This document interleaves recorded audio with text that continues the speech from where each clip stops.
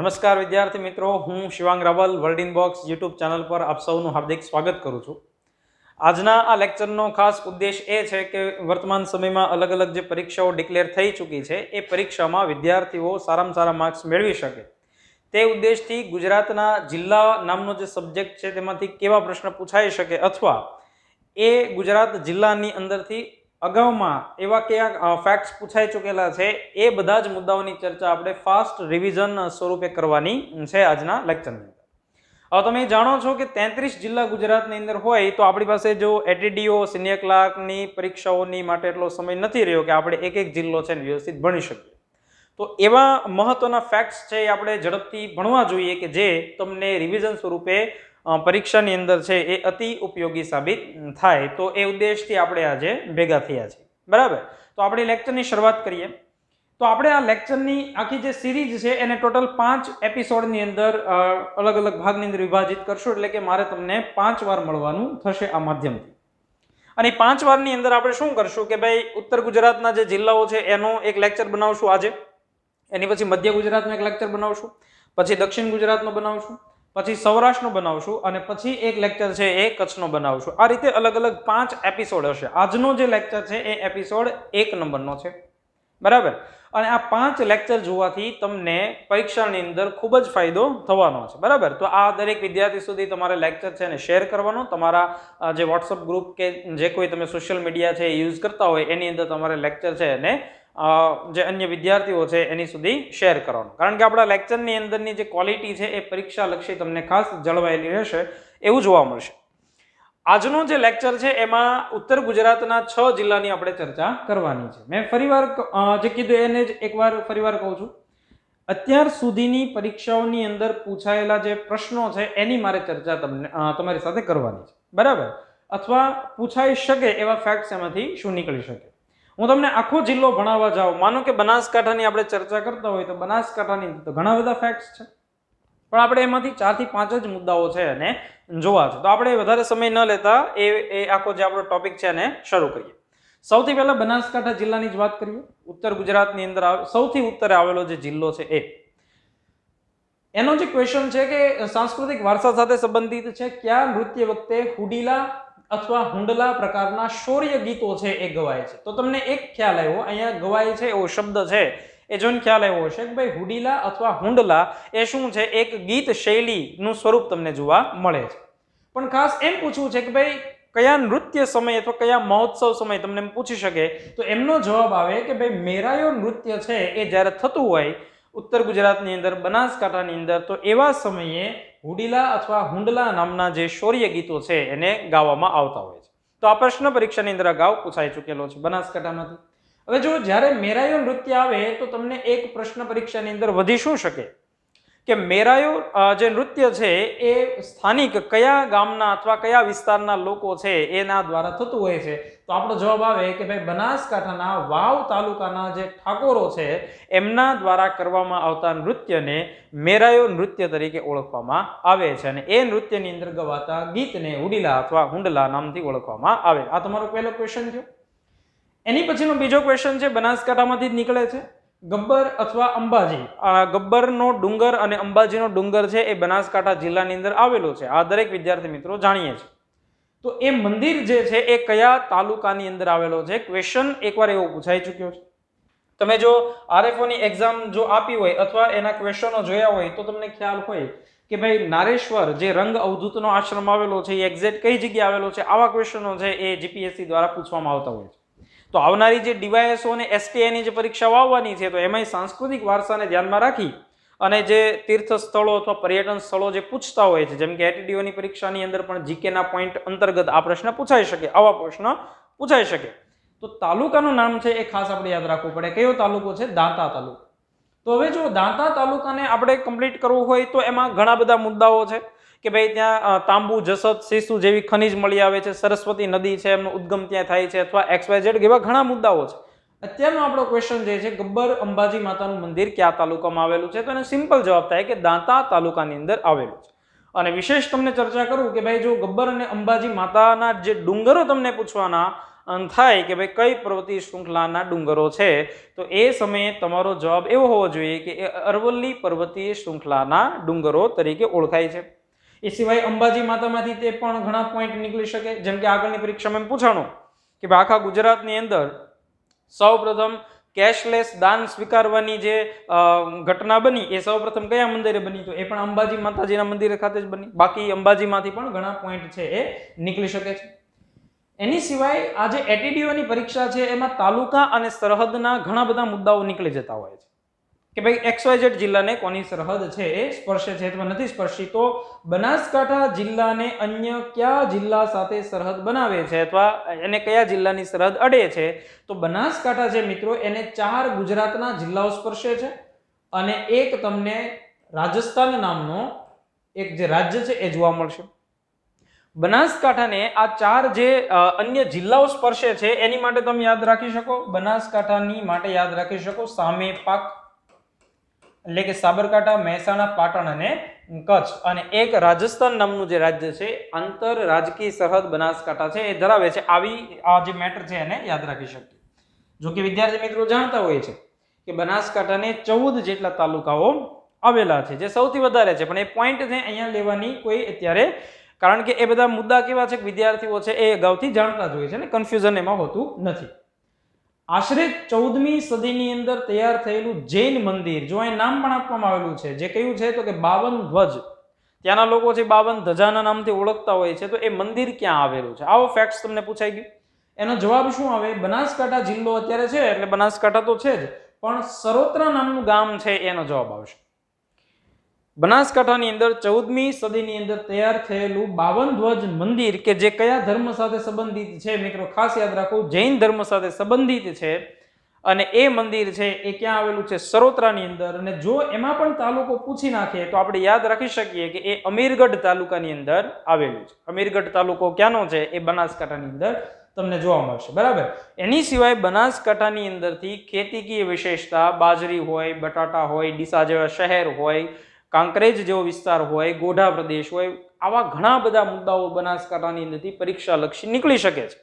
પણ મેં કહ્યું એ પ્રમાણે અત્યારે આપણે એવા જ પ્રશ્નની ચર્ચા લેવી છે જે રેર કેસની અંદર પૂછાતા હોય તો પૂછાવાની સંભાવનાઓ છે એ વધારે હોય, જેથી તમારું રિવિઝન ફાસ્ટ છે એ થઈ જાય. એની પછી આગળ વધીએ, મહેસાણાની અંદર જઈએ. મહેસાણાની અંદરનો સૌથી પહેલો ક્વેશ્ચન છે, સુપ્રસિદ્ધ જોગીડાની ગુફા કયા વિસ્તારની અંદર આવેલી છે? બરાબર, આ પહેલો ક્વેશ્ચન. એટલે તમારી પાસે ઓપ્શન છે કે ભાઈ જોગીડાની ગુફા છે એ કયા વિસ્તારમાં આવી?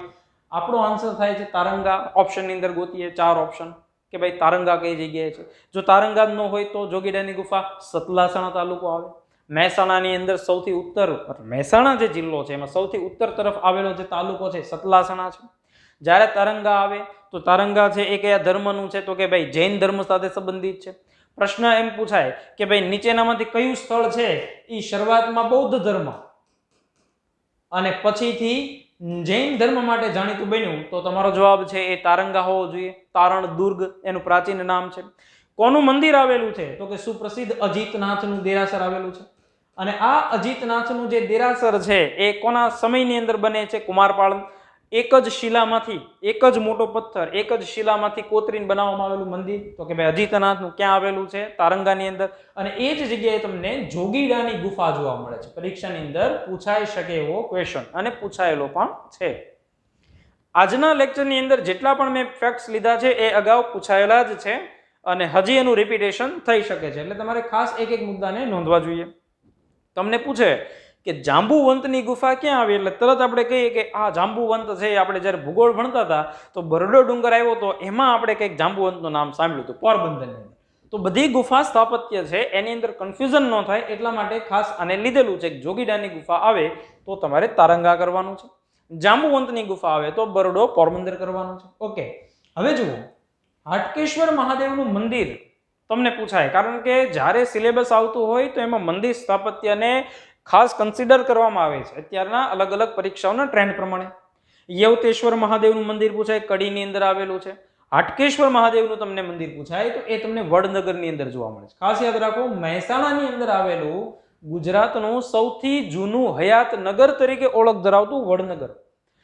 બાકી વડનગરની જો વિશેષ ઘણી બધી બાબતો છે અને આપણે ચર્ચામાં લેવા જઈએ કે ભાઈ સૌથી જૂનું નગર છે અને પ્રાચીન સમયમાં એના નામ હતા અને શર્મિષ્ઠા તળાવ આવેલું છે, અર્જુનબારી દરવાજો આવેલો છે, કીર્તિ તોરણ આવેલું છે, તો આ બધા મુદ્દાઓ તો છે જ. પણ અત્યારે મહેસાણાની અંદરથી યાદ રાખો કે ભાઈ હાટકેશ્વર મહાદેવનું મંદિર તમને પૂછવામાં આવે તો એ વડનગરની અંદર આવેલું છે. વડનગરા જે બ્રાહ્મણો છે એમના ઈષ્ટ દેવતા હાટકેશ્વર મહાદેવનું મંદિર. એની પછી આગળ જઈએ. મહેસાણા જિલ્લો છે એ અન્ય કયા જિલ્લા સાથે સરહદ ધરાવે છે? હવે તમને પહેલી મુદ્દો તો એ ખ્યાલ હોવો જોઈએ કે ભાઈ ગુજરાતની અંદર મહેસાણા નામનો જે જિલ્લો આવેલો છે એ અન્ય 6 જેટલા જિલ્લા સાથે સરહદ ધરાવે છે. બરાબર, 6 જિલ્લા સાથે સરહદ ધરાવે છે. જો 7 જિલ્લા સાથે સરહદ પૂછે તો આપણે અખેસુરા એમ કહેતા હોઈએ, અમદાવાદ, ખેડા, સુરેન્દ્રનગર, રાજકોટ, કે જેને 7 જિલ્લાની સરહદ અડે છે. 6 જિલ્લાની વાત હોય ત્યારે આપણે મહેસાણા છે એને ચોક્કસથી યાદ કરતા હોઈએ છીએ. હવે 6 જિલ્લાને તમે એક તો લખો, 1-2 વાર, 5 વાર લખો અને યાદ રાખો. અને એક સૂત્ર પણ છે, જો તમારે એ પરીક્ષાની અંદર મહેસાણા પૂછાઈ જાય, જો સૂત્ર તમને યાદ આવી જાય તો તમને 1 માર્ક્સ છે મેળવી આપે. એ સૂત્ર છે અબ સાસુ પાગલ. બરાબર, આપણે કોઈની સાસુને પાગલ કરવા ઈચ્છતા નથી, પણ મહેસાણા યાદ રાખવું તો છે જ, આપણે તો કરવી પડશે. બરાબર, આ જે અબ સાસુ પાગલ છે એમાં જોવાનું ખાસ કે ભાઈ આ અનો મતલબ શું થાય? તો મહેસાણા હોય એટલે અરવલ્લી નહીં આવે, શું આવશે? તો એ અમદાવાદ આવશે. બ છે તો એનો મતલબ શું થશે? તો કે ભાઈ એનો મતલબ બનાસકાંઠા થશે. પછી સાનો મતલબ શું થશે? તો કે એ સાબરકાંઠા થશે. એની પછી સુરેન્દ્રનગર થશે, પાટણ થશે અને ગાંધીનગર થશે. લ છે એની ઉપરથી કોઈ પણ જિલ્લાનું નામ નથી, એ તમે જાણો છો, એટલે એ લટકણિયાનો લ છે, એનું આપણે સૂત્રની અંદર કોઈ જગ્યાએ કન્સિડર કરતા નથી. એ ખાલી અમતું શોભા વધારવા માટે, શબ્દ પૂરું કરવા માટે એવું લખવામાં આવેલું છે. તો મહેસાણાને 6 જિલ્લાની સરહદ અડે છે અને જે જિલ્લાની સરહદની જો વાત આવશે તો એને હું અવશ્ય અહીંયા ચર્ચાની અંદર લઈશ કે એને યાદ તમે કઈ રીતે રાખી શકો. જે રીતે બનાસકાંઠાની અંદર હતું સામે પાક, એ રીતે અહીંયા તમને જોવા મળે છે અબ સાસુ પાગલ. ઓકે, ચાલો એનાથી આગળ વધીએ. કડી અને કલોલ તાલુકાની વચ્ચેનો વિસ્તાર કયા નામે ઓળખાય છે? બરાબર, આ ગુજરાતની ભૂગોળ સાથે સંબંધિત મેદાની પ્રદેશ છે મિત્રો, એની સાથે સંબંધિત મુદ્દો થયો. એને ઓળખવામાં આવે છે ખાખરિયા ટપ્પા. ગુજરાતના અલગ અલગ વિસ્તારો છે, જેમ કે અમુક વાગડ પ્રદેશ કહેવાય, અમુક ઝાલાવાડ વિસ્તાર છે, ગોહિલવાડ વિસ્તાર છે, વઢિયાર પ્રદેશ છે, ગઢવાડા છે, નળ કાંઠો છે, કાનમ પ્રદેશ છે, વાકડ પ્રદેશ છે, માળ પ્રદેશ છે. આવા ગુજરાતની અંદર વિવિધ પ્રદેશો આવેલા, ચરોતર પ્રદેશ. અને જ્યારે કોઈ પણ પ્રદેશ તમે યાદ રાખતા હો તો એ કાં તો બે નદીની વચ્ચે હોય અથવા એ બે કોઈ વિસ્તારની વચ્ચે આવેલો ભાગ હોય. અહીંયા તમને બે વિસ્તારની વચ્ચે આવે છે, જેમ કે કડી તાલુકો છે અને કલોલ તાલુકો છે. કડી છે મહેસાણામાં આવશે, કલોલ છે ગાંધીનગરની અંદર આવશે. આની વચ્ચેનો ભાગ છે એને ખાખરિયા ટપ્પાના નામથી ઓળખવામાં આવે છે. બરાબર, અને આ ખાખરિયા ટપ્પા છે એ શેની માટે જાણીતું છે? ખનીજ તેલના ઉત્પાદન માટે જાણીતું છે. ઓકે, ચાલો એનાથી આગળ વધીએ. મહેસાણાની એક સ્પેશિયલ પશુ જાત છે, પશુ ઓલાદ. બરાબર, પશુધન જેને આપણે કહેતા હોઈએ. જોકે પશુધનની સાપેક્ષ આખા ભારતની વાત કરીએ તો ગુજરાત છે પશુધનની બાબતમાં 10મા ક્રમે આવે છે. પણ આપણી જેમ ગીરની ગાય છે, કાંકરેજી ગાય છે, મહેસાણી ભેંસ છે, જાફરાબાદી ભેંસ છે, બરાબર, તો એ ગુજરાત છે એને આ જે ક્રમ છે એની અંદર લાવવાનો પ્રયત્ન કરતું હોય છે. અહીંયા આપણે સમજીએ ભેંસની કઈ ઓલાદ છે એને મુર્રા અને સુરતી ભેંસના સંક્રમણથી ઉદ્ભવ્યું હોય એવું જોવા મળે. આ પ્રશ્ન પરીક્ષાની અંદર પૂછાયેલો અને જવાબ આવે મહેસાણી ભેંસ. બરાબર, તમને એક વાર સીધો સિમ્પલ એવો જ ક્વેશ્ચન પૂછી દેવામાં આવેલો હતો કે મુર્રા શું છે? તો એ એક ભેંસની જાત છે. બરાબર, ક્લિયર? આવો જ એક ક્વેશ્ચન પૂછાણો હતો કે ભાઈ બોમ્બે ડક એટલે શું? બોમ્બે ડક એટલે શું? એનો સીધો મતલબ થાય કે ભાઈ એ માછલીની એક જાત છે. આવા ક્વેશ્ચનો એ લોકો ઘણીવાર પૂછે છે. ઘણીવાર એકવાર એવો ક્વેશ્ચન પૂછાણો કે ભાઈ આ જે દરિયાઈ ગાય છે એટલે નીચેનામાંથી કયું સમુદ્રી જીવ? ડુગાંગ એનો જવાબ આવતો. તો આવા ક્વેશ્ચનો જે પ્રાણી સંપત્તિ સાથે સંબંધિત છે એ પણ આપણને પૂછાઈ શકે, એટલે એને પણ આપણે ધ્યાને લેવા જોઈએ. ચાલો એની પછીનો ખૂબ જ અગત્યનો એક પ્રશ્ન છે જે સાંસ્કૃતિક વારસો તમારો અહીંયા થોડો કમ્પ્લીટ કરશે.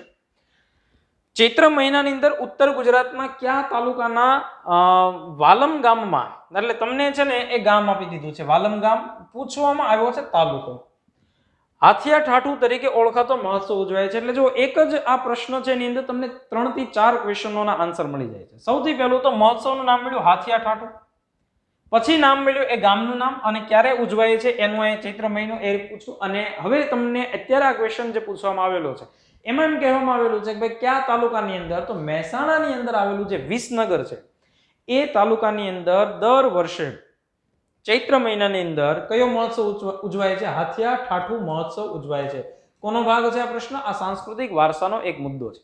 બરાબર કે ભાઈ એની અંદર એક બળદ છે, એને બે બળદને બાંધી દેવામાં આવે, એક હાથીઓ તૈયાર કરવામાં આવે, અને જે વાલમ ગામ છે એ વાલમ ગામની જે સાંકડી શેરીઓ છે એને ખૂબ ઝડપથી આ બળદ છે એને દોડાવવામાં આવે, એક એવો મહોત્સવ જે ઉજવવામાં આવે છે. અને જ્યારે એ ચૈત્ર મહિનાની અંદર થતું હોય ત્યારે એ ચર્ચાની અંદરની ન્યૂઝમાં પણ આવતું હોય છે, એટલે પરીક્ષાની અંદર પૂછાય એવી સંભાવનાઓની શક્યતા વધારે છે.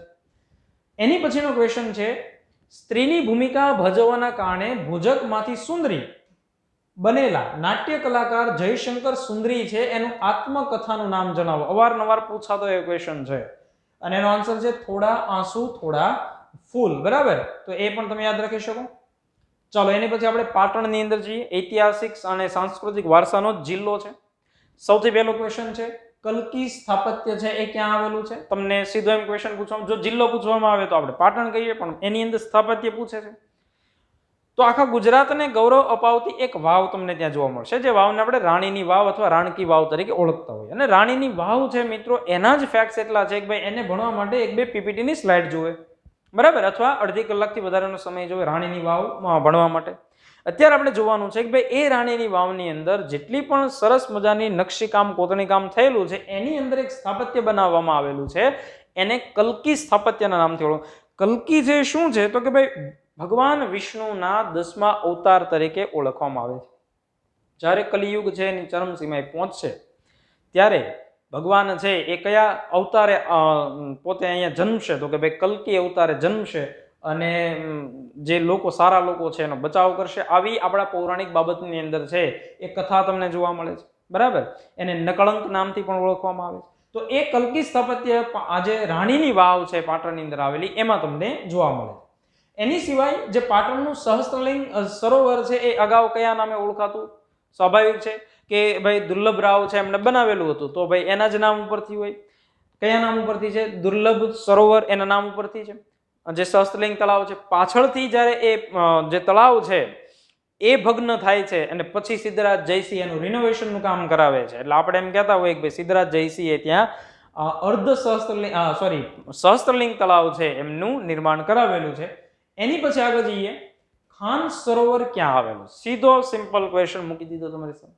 ખાન સરોવર ગુજરાતની અંદર બે જગ્યાએ આવેલું છે. કન્ફ્યુઝન ન થાય એટલા માટે અહીંયા આ ક્વેશ્ચનને લીધેલું છે. એક તમને પૂછવામાં આવે ખાન સરોવર ક્યાં આવ્યું, તો આપણો જવાબ છે પાટણ. બીજો તમારો એ આન્સર આવશે અમદાવાદની અંદર આવેલું જે ધોળકા છે. મિત્રો ખાસ યાદ રાખો, ત્યાં પણ ખાન સરોવર આવેલું છે. ઘણા મિત્રોને થાય કે સાહેબ અમારે બેમાંથી કયું લખવાનું, પણ જો આ પ્રશ્ન પૂછવામાં આવે તો કાં તો ધોળકા ઓપ્શનમાં નું હોય અને કાં તો પાટણનું હોય, પણ મોટા ભાગે ધોળકા જ ઓપ્શનમાં હશે નહીં. અત્યાર સુધી જ્યાં સુધી પૂછાયેલો ક્વેશ્ચન છે ત્યાં સુધી પાટણ જ એમાં આન્સર તરીકે આપણે એને સર્વસ્વીકૃત રાખેલું છે. ધોળકા ઓપ્શનમાં જ મૂકવામાં આવતું નથી, પણ યાદ રાખવાનું છે કે ત્યાં પણ આવેલું છે. બરાબર, ઓકે ચાલો એની પછી આગળ વધીએ. ખૂબ સરસ ક્વેશ્ચન છે, આમાંથી તમને એક બે પ્રશ્ન પૂછાઈ શકે. ગુજરાત રાજ્યમાં સૌપ્રથમ આયુર્વેદિક કોલેજ ક્યાં શરૂ કરવામાં આવી? હવે આયુર્વેદ સાથે સંબંધિત હોય મુદ્દા એવા ગુજરાતની અંદર ઘણા પૂછાય. જો આમાંથી જ કેટલા મુદ્દા તમને મળે છે. આયુર્વેદિક કોલેજ આવી અને પાછું પ્રથમ આવ્યું સૌપ્રથમ, તો જવાબ આવે પાટણ. તો આ એક ફેક્ટ થયો તમારો. બીજો ફેક્ટ ક્યારે આવે તો કે ભાઈ 1923 ની અંદર એની સ્થાપના થઈ. તમને આ સ્થાપનાનું વર્ષ પૂછાય કે ભાઈ આ પાટણની અંદર આવેલી આયુર્વેદિક કોલેજ છે એની સ્થાપના કઈ સાલમાં થઈ? 1923 માં થઈ. ઓકે ચાલો એનાથી આગળ વધીએ કે જો અહીંયા આમ લખવામાં આવેલું છે કે ગુજરાત રાજ્યમાં સૌપ્રથમ, એની જગ્યાએ ગુજરાત ચેકી અને અમદાવાદ કરી નાખું કે અમદાવાદમાં સૌપ્રથમ આયુર્વેદ કોલેજ છે એ ક્યાંની જગ્યાએ એમ લખી નાખીએ કે કોણે શરૂ કરી, એટલે ફેક્ટ્સ ફરી ગયો. તો જવાબ શું આવે? તો કે એનો જવાબ આવશે ભિક્ષુ અખંડાનંદ. બરાબર ને, આ તમારે યાદ રાખવાનું છે. ભિક્ષુ અખંડાનંદ છે એમને અમદાવાદની અંદર છે એ સૌપ્રથમ આયુર્વેદિક કોલેજની સ્થાપના કરેલી હતી. તો તમારી પાસે આ ત્રીજો ફેક્ટ છે. 1923 પાટણ સૌપ્રથમ આયુર્વેદિક કોલેજ, અમદાવાદમાં સૌપ્રથમ ભિક્ષુ અખંડાનંદજી. હવે એનાથી પણ વિશેષ એક ફેક્ટ કે સાહેબ એમ તમને પૂછાય કે આયુર્વેદિક યુનિવર્સિટી સૌપ્રથમ કઈ જગ્યાએ શરૂ થઈ, તો એ જામનગરની અંદર આવે. બરાબર, આ જામનગરની અંદર યુનિવર્સિટી આવશે સૌપ્રથમ, અને એનું નામ જ છે ગુજરાત આયુર્વેદ યુનિવર્સિટી. બરાબર, એટલે આ મુદ્દાઓ પણ પરીક્ષાની અંદર આપણને પૂછાઈ શકે, એટલે તમારે આને પણ વ્યવસ્થિત નોટ કરવા જોઈએ. બુકમાં નોટ કરો અથવા માઇન્ડની અંદર નોટ કરો, પણ આ મુદ્દાને વ્યવસ્થિત જોવા જોઈએ. સંવર્ધન કેન્દ્ર અને સંશોધન કેન્દ્ર ઘણીવાર પરીક્ષાની અંદર પૂછાય છે. બરાબર, ગુજરાતની અંદર ઘણી જગ્યાએ સારી એવી ખેતી થાય છે, જેમ કે મગફળી થાય કાઠિયાવાડની અંદર, ઉત્તર ગુજરાતની અંદર બટેટા થાય. બરાબર, એનાથી દક્ષિણમાં આવો ઘઉંનું ખૂબ સારું ઉત્પાદન થાય. તો એવી રીતે એ જે જગ્યાએ સંશોધન કેન્દ્ર હોય, પણ પ્રાણીઓની વાત આવે તો એનું સંવર્ધન કેન્દ્ર આવે. તો અહીંયા એમ પૂછવામાં આવેલું છે કયા સ્થળે ઘેટા સંવર્ધન કેન્દ્ર આવેલા છે, તો જવાબ તમારો હશે પાટણ. આ પણ યાદ રાખો. તમને એમ પૂછવામાં આવે કે ભાઈ ઘેટા બકરાની સૌથી વધારે સંખ્યા કઈ જગ્યાએ આવેલી છે, તો આપણે એમ કહીએ છીએ કે બનાસકાંઠાની અંદર આવેલી છે. ફરીવાર કહું છું, ઘેટા બકરાની સૌથી વધારે સંખ્યા કઈ જગ્યાએ છે, તો એ બનાસકાંઠા આવશે. સૌથી સારામાં સારું ઘાસ કઈ જગ્યાએ ઉગી નીકળે છે, તો એમાં કચ્છ જવાબ આવશે. બરાબર, બંને પ્રકારનું. અને એમ પૂછે કે ભાઈ ગુજરાતની અંદર સૌથી વધારે ઘાસચારો ઉગવતો હોય એવો જિલ્લો કયો છે, તો એમાં જવાબ શું આવશે, તો કે એમાં પણ તમારે બનાસકાંઠા છે સૌથી વધારે. ઘેટા બકરાની સંખ્યાની અંદર કચ્છ અને બનાસકાંઠા તમને બંને જોવા મળશે, પણ ઘાસની જે બાબત છે એની અંદર તમારે યાદ રાખવાનું કે સૌથી સારામાં સારું ઘાસ છે બંને પ્રકારનું એ કચ્છની અંદર થાય. ક્વોન્ટિટી એટલે કે જથ્થાની દ્રષ્ટિએ સૌથી સારામાં સારું છે બનાસકાંઠાની અંદર થાય છે, અને ઘેટા સંવર્ધન કેન્દ્ર છે એ તમને પાટણની અંદર જોવા મળે છે. ઓકે, ચાલો એનાથી આગળ વધીએ. હસન પીરની દરગાહ, તો વળી પાછો સાંસ્કૃતિક વારસો એવો. બરાબર, ઇસ્લામ ધર્મ સાથે સંબંધિત હોય એવો મુદ્દો છે. પાટણની અંદર આવેલું જે દેલમાલ નામનું સ્થળ છે, જે કયા તાલુકાની અંદર આવેલું છે, પાટણ તો જિલ્લો છે, તો યાદ રાખો ચાણસ્મા. પરીક્ષાની અંદર પૂછાઈ શકે એવો ક્વેશ્ચન છે ચાણસ્માની અંદરનું દેલમાલ, કારણ કે દેલમાલ છે એ જીકે ના પોઈન્ટ ઓફ વ્યૂથી તમને બે બાબતે પૂછાઈ શકે. એક બાબત તો તમારી સામે છે હસન પીરની દરગાહ, અને બીજી બાબત છે કે ભાઈ અતિ પ્રાચીન એવું એક મંદિર છે લિંબોજ માતાનું મંદિર. અહીંયા લખી પણ દઉં છું, લિંબોજ માતાનું મંદિર છે એ તમને કઈ જગ્યાએ જોવા મળે છે, દેલમાલ ખાતે, અને એ દેલમાલ પાટણના ચાણસ્મા ખાતે આવેલું છે. ઓકે, ખૂબ સરસ. ચાલો હવે આપણે આગળ વધીએ. આમાં જ્ઞાનવાળી વાવ છે એ ક્યાં આવેલી છે, તો પાછું અહીંયા કન્ફ્યુઝન થાય છે, એટલે જ આ મુદ્દાને લીધેલો છે. જ્ઞાનવાળી વાવ સિદ્ધપુરની અંદર આવેલી છે પાટણમાં. બીજું કઈ જગ્યાએ આવેલું છે, તો કે જ્ઞાનવાળી વાવ છે એ ખંભાત ખાતે પણ તમને જોવા મળે છે. તો આને પણ નોટ ડાઉન સાથે કરતા જજો. પાટણમાં એક વિશેષ અટક ધરાવનારા લોકો માટીના રમકડા બનાવવામાં નિષ્ણાંત અને પ્રખ્યાત છે. એ લોકો કઈ અટક ધરાવે છે, અહીંયા લખવામાં આવેલું છે કે ભાઈ અટક આપણે જોઈએ છે. કઈ અટક છે? ઓતિયા નામની અટક છે, પણ અહીંયા રમકડાનો ઉલ્લેખ કરેલો છે. સામાન્ય રીતે જે દેવી દેવતાઓની જે મૂર્તિઓ હોય એ બનાવવાના વ્યવસાય સાથે આ ઓતિયા લોકો છે એ તમને જોડાયેલ હોય એવું જોવા મળે. પરીક્ષાની અંદર આ ફેક્ટ્સ છે એ પૂછાઈ ચૂકેલો છે. ઓકે, એનાથી આગળ વધીએ. પાટણને કયા સાહિત્યકારે ધરતી પરના સ્વસ્તિક તરીકે સરખાવ્યું? એટલે પાટણ છે અને કનૈયાલાલ મુનશી છે, આ બંનેની તમે સાહિત્યક દ્રષ્ટિએ જુઓ તો કંઈક ને કંઈક તમને ઘણી બધી બાબત જોવા મળશે. જોકે કનૈયાલાલ મુનશી છે તો પોતે ભરૂચથી બિલોંગ કરે છે. બરાબર, પણ કનૈયાલાલ મુનશી છે એમણે પાટણની પ્રભુતા, ગુજરાતનો નાથ, આવા સાહિત્યને જે પાટણને વેણ્યું છે, પોતે જે નવલકથાઓ લખી છે, સાથે એણે શું કીધું કે ધરતી પરનું સ્વસ્તિક છે પાટણ. ખાસ બીજો એક મુદ્દો તમને યાદ અપાવી દઉં કે જે પરીક્ષાની અંદર તમને કામમાં આવી જાય, કે તમને એમ પૂછે કે ભાઈ કયા સાહિત્યકારે પાટણને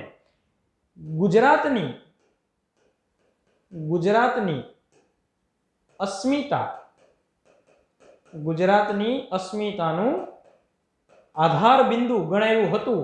ફરીવાર, ગુજરાતની અસ્મિતાનું આધાર બિંદુ કોણે ગણાવ્યું હતું? તો પણ કોણ આવે? જવાબ કનૈયાલાલ મુનશી આવશે. બરાબર, ધરતી પરનું સ્વસ્તિક, તો એમાં પણ કનૈયાલાલ મુનશી આવશે. પાટણની પ્રભુતા અને ગુજરાતનો નાથ, તો પણ કનૈયાલાલ મુનશી જ આવશે. બરાબર, અસાહિત ઠાકરે કુલ કેટલા વેશ? વળી પાછો સાંસ્કૃતિક વારસાનો આ મુદ્દો આવ્યો. ભવાઈ, અસાહિત ઠાકર, ભવાઈના પિતા. આખી જે બાબત છે સાંસ્કૃતિક વારસામાં તમે ભણ્યા હશો, હું લાંબુ નથી કરતો. 360 જેટલા વેશ છે લખેલા, અને એમાંનો જે રામદેવ પીરનો જે વેશ છે એ સૌથી જૂનામાં જૂના વેશ તરીકે માનતા હોઈએ છે. તો પરીક્ષામાં એ પૂછાય છે. ઐતિહાસિક નાટકો જે બની ગયા છે, જે મહારાણા પ્રતાપ હોય, પૃથ્વીરાજ ચૌહાણ હોય, તો એ બધા જે ઐતિહાસિક નાટકો છે એને ભવાઈની અંદર આવરી લેવામાં આવે છે. સામાજિક જે કોઈ એવી આપણી રૂઢિઓ છે એને આ જે નાટક છે ભવાઈ છે એની અંદર વણી લેતી હોય એવી ભવાઈની શરૂઆત છે અસહાય ઠાકર છે એમના દ્વારા કરવામાં આવેલી છે. મનોરંજન પૂરો પાડવાનો ઉદ્દેશ છે. જો કે હવે સોશિયલ મીડિયા આવી ગયું છે, ભવાઈ છે એ પણ અત્યારે તમને જોવા મળે છે, પણ ચોક્કસ ટાઈમે તમને જોવા મળે છે. નવરાત્રિનો જે આસો મહિનો હોય એવા સમયે તમને 9 દિવસ છે આ ભવાઈનું મહત્વ વધારે જોવા મળે છે. આ જે 360 છે એ બધા દિવસોને ધ્યાનમાં રાખીને ભવાઈ છે એ બનાવવામાં આવેલી હતી. પાટણની અંદર જન્મેલા મોહનલાલ પટેલ કે જેને ગુજરાતી લઘુ નવલકથાના જનક તરીકે ગણવામાં આવે છે. બરાબર, આ તો આ ફેક્ટ્સ પણ તમે યાદ રાખો. હવે આપણે જઈએ સાબરકાંઠાની અંદર.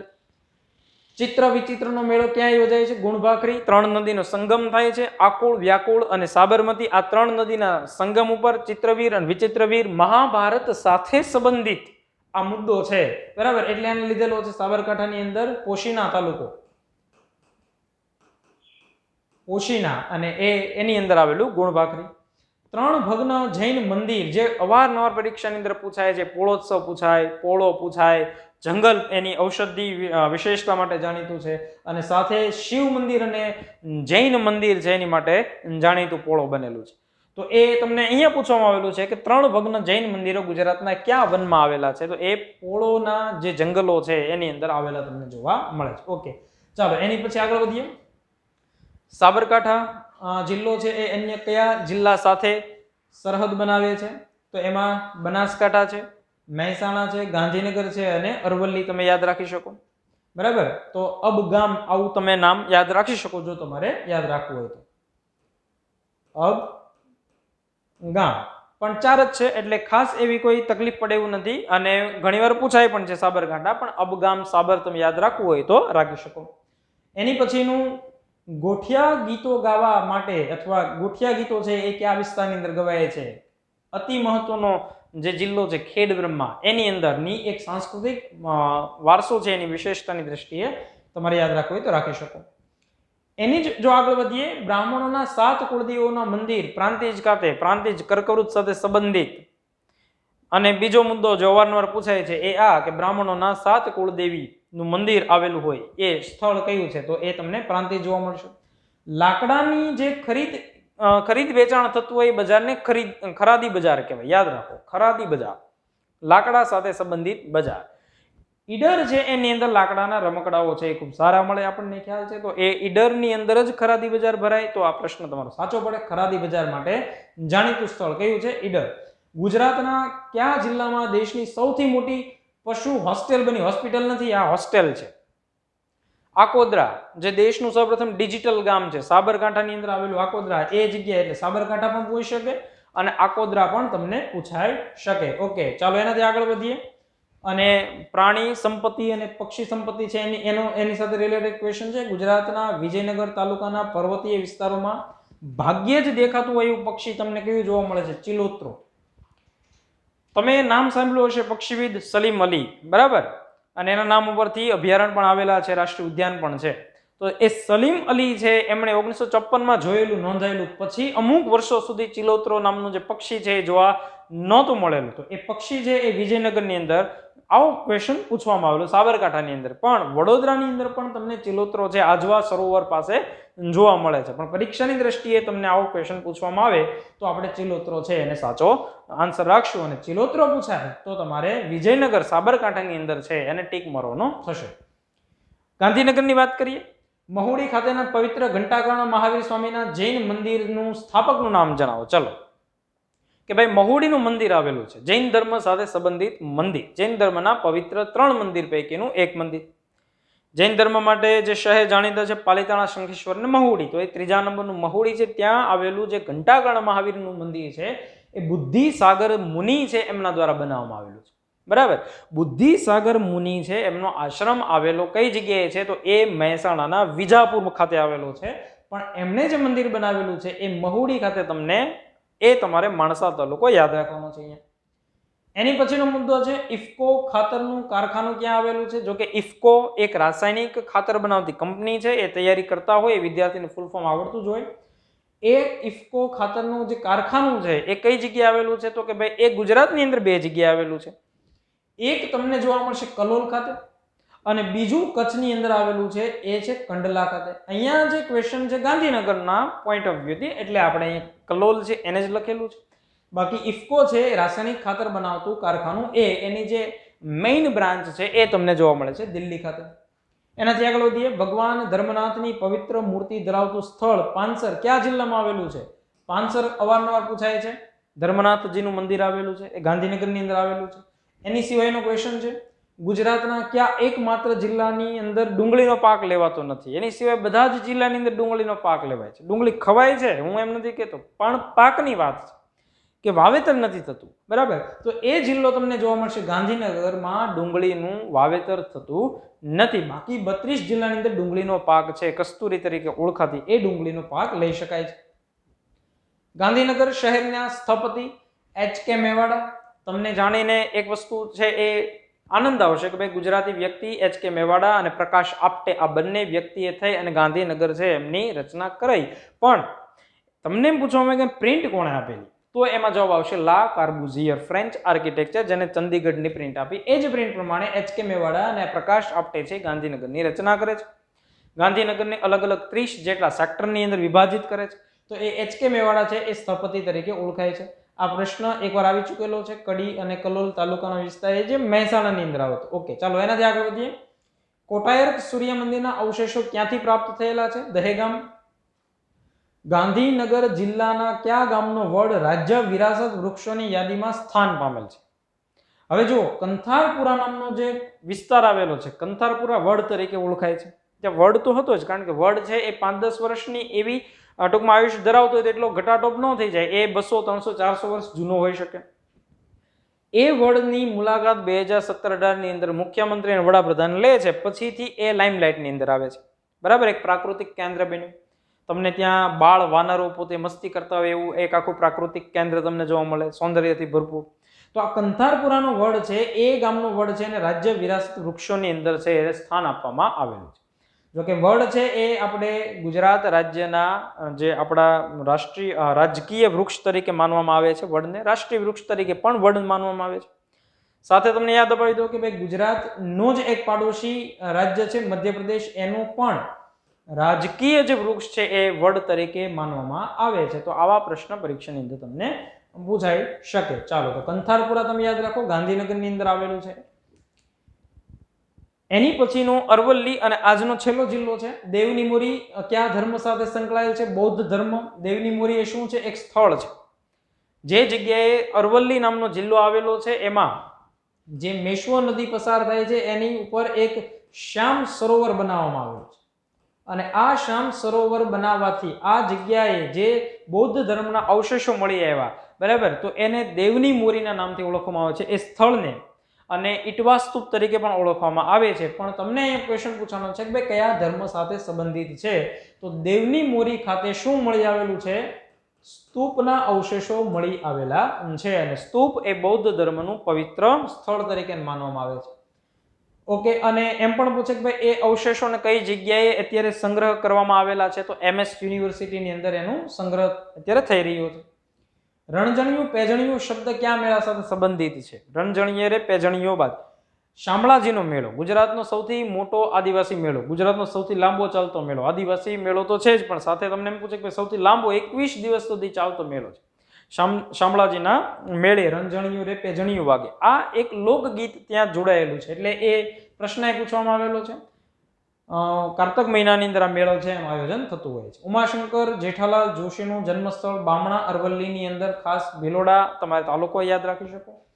રમણલાલ સોની છે, તમને એમ પૂછે કયા સાહિત્યકાર બાળ સાહિત્યકાર તરીકે ઓળખાય છે? અથવા તમને એમ પૂછે કે એ બાળ સાહિત્ય ના વિષ્ણુ. જો કે આ એટલા માટે લઈએ છીએ અહીંયા કે કદાચ એટીડીઓની પરીક્ષાની અંદર આવું પૂછાઈ શકે, સાહિત્યનો ટોપિક છે એટલા માટે. બાળ સાહિત્યના વિષ્ણુ તરીકે ઓળખવામાં આવે છે રમણલાલ સોનીને. મોડાસાની અંદર પણ ખાસ કયું ગામ છે? કોકાપુર ગામ છે, એમનો જન્મ છે મોડાસાની અંદર. અને એમનું આખું નામ જો આ રીતે તમે યાદ રાખો તો રાખી શકો, કારણ કે ઘણીવાર પરીક્ષાની અંદર આખા નામ પૂછાય છે. રમણલાલ પિતાંબરદાસ સોની, જેનું ઉપનામ જ તમને જોવા મળે છે સોદામાં. બરાબર, ચાલો મિત્રો, તો આ આજે આપણે ઉત્તર ગુજરાતના અગત્યના જે જિલ્લાઓ છે એના ફેક્ટ સાથે સંબંધિત માહિતી જોઈ. આ પહેલો એપિસોડ હતો.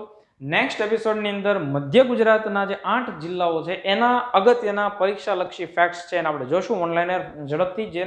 જે મુદ્દાની અંદર વધારે ફેક્ટ્સ નીકળતા હશે એની આપણે ચર્ચા પણ કરશું. પણ મળીએ નેક્સ્ટ ટાઈમ નેક્સ્ટ લેક્ચરની અંદર. ત્યાં સુધી દરેક વિદ્યાર્થી મિત્રોને જય હિન્દ, જય ભારત.